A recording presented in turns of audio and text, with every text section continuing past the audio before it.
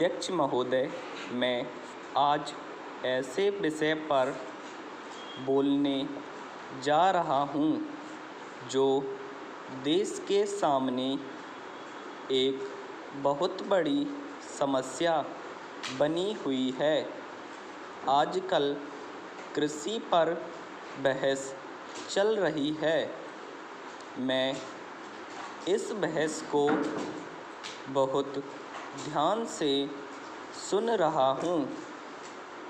कई लोगों ने तो सरकार की बड़ी प्रशंसा की है कि वह बहुत ही अच्छा काम कर रही है। मैं मंत्री महोदय से एक सवाल करना चाहता हूँ। मार्च में मंत्री महोदय ने एक प्रश्न के उत्तर में कहा था कि 2 सालों में हमारा देश आत्मनिर्भर हो जाएगा। मैं जानना चाहता हूँ कि ऐसा कहने के पीछे उनका क्या आधार है। कौन से उनके पास ऐसे सबूत हैं जिनके आधार पर उन्होंने इस प्रकार की घोषणा की है। मैं चाहता हूँ कि जब वे उत्तर दें तो इस बात की चर्चा अवश्य करें। पैरा सभापति महोदय, आप जानते हैं कि इस देश में 80% लोग खेती करते हैं और उसके बाद भी आज हमारे देश का सम्मान दूसरे देशों में बिल्कुल नहीं है। आज हम दूसरे देशों में भिखारियों के नाम से पुकारे जाते हैं। अपने देश में जहां 80% लोग खेती करते हैं, हम भोजन के मामले में भी आत्मनिर्भर नहीं हुए हैं। इसके कुछ कारण हैं।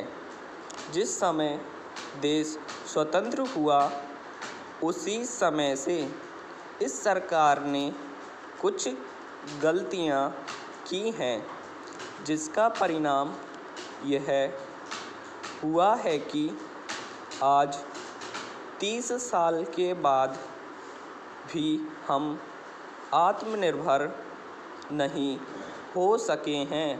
पैरा सभापति महोदय, इस सदन में मैं एक महत्वपूर्ण विषय पर चर्चा करना चाहता हूँ। मेरे सब माननीय सदस्य इस बात से अच्छी तरह से परिचित हैं कि आज देश की सामान्य स्थिति ठीक नहीं है।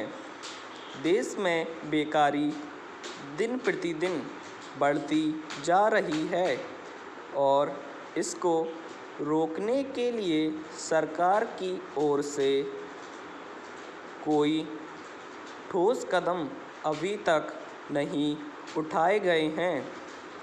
वैसे भी सरकार के सामने इस अवसर पर कई समस्याएं हैं, जिस कारण वह बेकारी को दूर करने के कार्य पर कोई ध्यान नहीं दे पा रही है।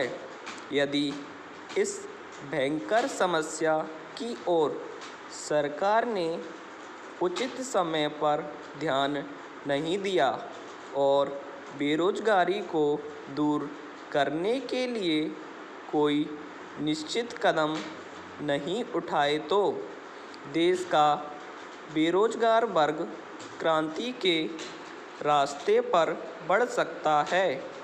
और यदि वास्तव में देश में इस प्रकार से बेरोजगारी के विरुद्ध क्रांति हुई तो सरकार को बहुत बड़ी समस्या का सामना करना पड़ सकता है।